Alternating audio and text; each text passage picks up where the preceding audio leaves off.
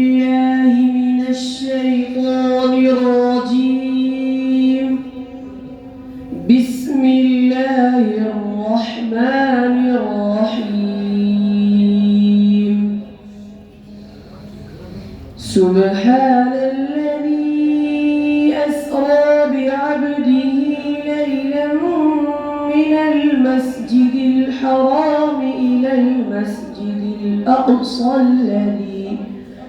إلى المسجد الأقصى الذي باركنا حوله لنريه من آياتنا إنه هو السميع البصير.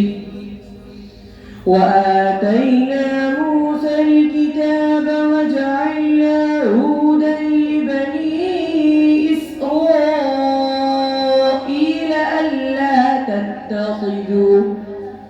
ألا تتخذوا من دوني وكيلا ذرية من حملنا مع نوح إنه كان عبدا شكورا.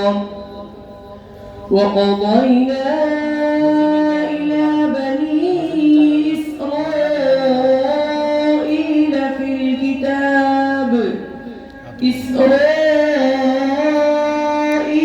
في الكتاب لتفسدن في الأرض مرتين ولتعلن علوا كبيرا.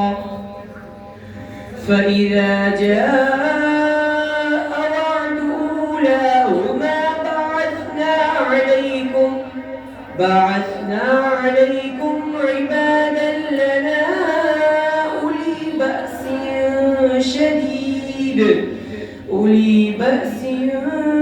شديد فجاسوا خلال الديار وكان وعدا مفعولا.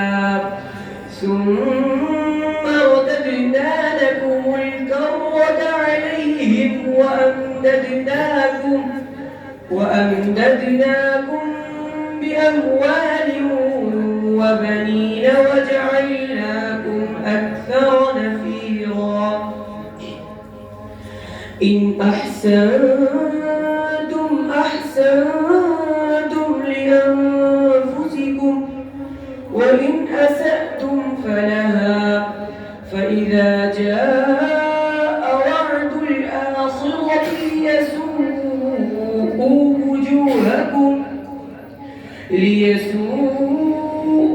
وجوهكم وليدخلوا المسجد